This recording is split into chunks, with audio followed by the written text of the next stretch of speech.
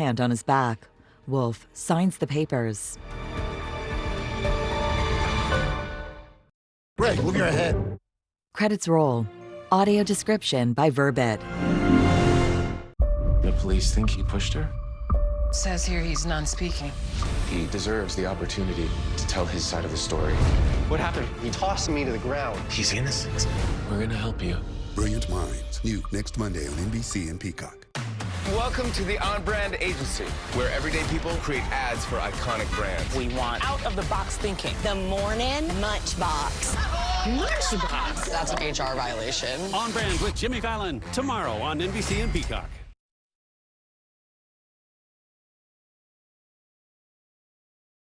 This is NBC4 News at 11. Right now at 11, a search is underway for the hit-and-run driver who killed a man in Panorama City. Tonight, a small memorial is growing near the spot where he was killed. Good evening, everyone. I'm Carolyn Johnson.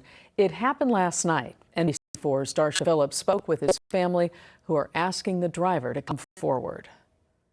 Surveillance footage captured the moment a man was struck by a speeding car in Panorama City Sunday night just after 9:30. We've blurred the image of the impact. The man, identified by family as 34-year-old Gary Schaumbert, was on a motorized scooter and was killed. His family and loved ones called him Kike and held a memorial in his honor on Woodman and Strathern, where the crash occurred. This is the hardest thing I've ever had to endure. To get a call that my sibling was gone and try to be present as best and as fast as I could with knowing that I had no control is very difficult. The Los Angeles Police Department says Gary was riding his scooter northbound on Woodman Avenue when a gray Honda sedan, also going northbound, struck him, throwing him from his scooter. Family says Gary had just left his home and was on his way to work when he was hit. He was a great guy, lovable, caring. They didn't want harm for anybody. Loved his family, loved his friends, loved his people he interacted with. The driver of the Honda also struck several parked cars and then fled the scene.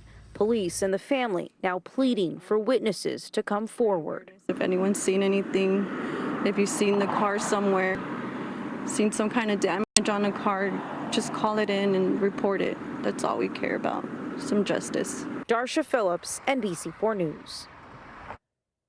Also tonight is Hollywood rolling out the red carpet for artificial intelligence. Advances are happening much faster than many anticipated, and the question now, will humans be able to catch up? The controversy erupting now in the entertainment industry, and many are weighing in on this latest use of AI. Robert Kovacic joins us now with more on that. Robert. Carolyn, it has arrived. This is perhaps one of those moments that signal a very big shift in the entertainment industry, a moment we're going to be talking about for some time to come. In the meantime, Tilly Norwood. The very name has many actors in an uproar. Emily Blunt telling Variety, quote, "This is really, really scary." It has nothing to do with Tilly Norwood being compared to A-listers without even having a screen credit. Tilly Norwood represents the future so many fear. Hollywood, meet Norwood. Tilly Norwood, 100% AI generated by some company called Particle 6. People just didn't think this was going to happen. Well, it's happening. Our employers are 10 years ahead of us with regard to this type of stuff. Tonight, actress and producer Anne-Marie Johnson sounding the alarm, and she's not alone. Whoopi Goldberg on The View today, celebrities on social media, actor Nicholas Alexander Chavez on Instagram saying, not an actress, actually, nice try. The agency that created this AI character says Tilly was built using 10 different tools, including ChatGPT. Founder and CEO Aline Vandervelden says it's trained to, quote, perform with nuance, emotion, and consistency. But can she cry on Graham Norton? Of course she can, and it'll be clipped, subtitled, and monetized on TikTok by lunchtime. The company debuting her in a provocative, fully AI-generated comedy sketch. She'll do anything I say. I'm already in love. Even releasing a spoof of Sydney Sweeney's infamous American Eagle ad with Tilly in her place. My genes are binary. Vandervellen saying in a post that the AI actress is, quote, attracting interest from talent agencies and fans, with the company telling NBC News their conversations afoot for mainstream representation without giving us more details. Right now, the character is repped by a new AI talent agency started by Vandervellen. Our agents and our managers have to be partners in this, because when we don't get hired, they don't get their commission. AI, a huge battle during the massive writers and actors strikes in 2023. The unions like SAG-AFTRA fighting to regulate the use of AI on the big screen. They now require consent and fair compensation for AI replication. This will turn into a condition of employment. If an actor refuses to check off that box in the contractual agreement with the network, he will not be hired. The new SAG-AFTRA contract doesn't explicitly prevent the use of AI actors in projects. And Anne-Marie Johnson, fellow actors, be very afraid. I'm not saying that this is the end of the world for artists, but it's coming very, very close. Tilly's creators originally saying the goal was for the character to potentially become the next Scarlett Johansson or Natalie Portman, but since the controversy, they are now stating, and here's for a human being, but a creative work, liking it to animation or CGI. Now, in the next hours, we are expecting to hear from SAG-AFTRA. Today in LA, we'll have the very latest for you, starting at 4 a.m. For now, I'm Robert Kovacic. Carolyn? All right, Robert, thank you for that. Just in tonight, less than 4 days before the sentencing of Sean Combs, federal prosecutors are making a request to the judge in the case. They are asking that judge to sentence Combs to 11 years, 3 months in prison. The prosecutors say he should be punished for years of violence, fear, and abuse he imposed on others. In May, Combs was acquitted of the most serious criminal charges in his federal sex trafficking trial, but he was found guilty on 2 lesser prostitution charges. Combs will be sentenced this Friday. New tonight, security video showing one of 2 robberies targeting cookie stores in the South Bay. The owner of Crumble Cookies in Torrance shared this clip. It happened around 5 today, and you can see the man here, well, taking off with a cash register. Tonight, police are telling us that man was armed with a knife. And about half an hour later, another Crumble Cookies was robbed by someone who walked in a store with a gun. That location about 5 miles away in Hawthorne. If you know anything about either incident, you're asked to contact Hawthorne police. The race is on tonight in Washington, D.C. At this time tomorrow, the federal government could be in a partial shutdown unless lawmakers reach a last-minute deal. Leaders of both sides failed to come to an agreement today at the White House. Afterward, they emerged from discussions, both placing blame on the other party. We're headed to a shutdown because the Democrats won't do the right thing. Their bill has not one iota of Democratic input. That is never how we've done this before. If there is a shutdown, Social Security, Medicare, and Medicaid would continue, as well as VA benefits. Active duty military and air traffic controllers would stay on the job. But national parks could close, and many federal workers, including those at the IRS, could have to work without pay.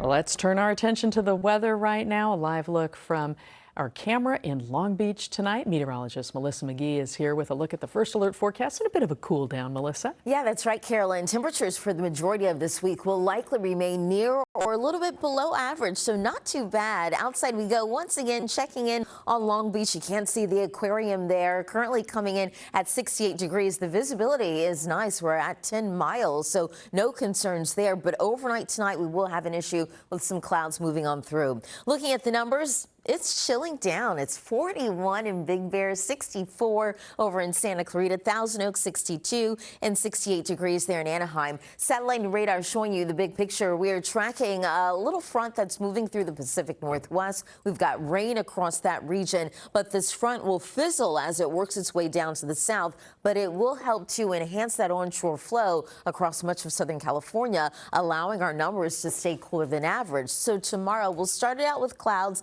very very similar to what we had today. Spots of drizzle. Otherwise, by the afternoon, temperatures hanging out in the 70s and 80s. That's actually below average. And then near the coast, a concern for elevated surf, high surf, and rip currents. We'll break it all down coming up with your first alert forecast. Carolyn, back over to you. All right, we'll see you then, Melissa. A known peeping Tom is under arrest again. The man recorded on security video here, accused of prowling around apartment buildings in West Hollywood. As NBC4's Alex Rozier reports, deputies believe there are more victims out there. Chloe said she hasn't slept at her West Hollywood apartment in more than a week. I live on the ground floor, and, you know, living by yourself as a woman is scary enough as is. And so I definitely went and stayed with a friend. She left after this incident last Sunday, captured on camera. I got an alert. I woke up about 6 a.m. that at around 4:30 in the morning, he had been staring into my window for 10 minutes and then walking around to the other units in my building and kind of peeking into theirs as well. The West Hollywood Sheriff's Station said the man in this video is Jackie Harrington. We know who he is. Every deputy that works here, as soon as they see him, they know, that's Jackie Harrington. Deputies spotted him yesterday and arrested him at the corner of Sunset and La Brea after the sheriff's department said he exposed himself to a woman in her laundry room.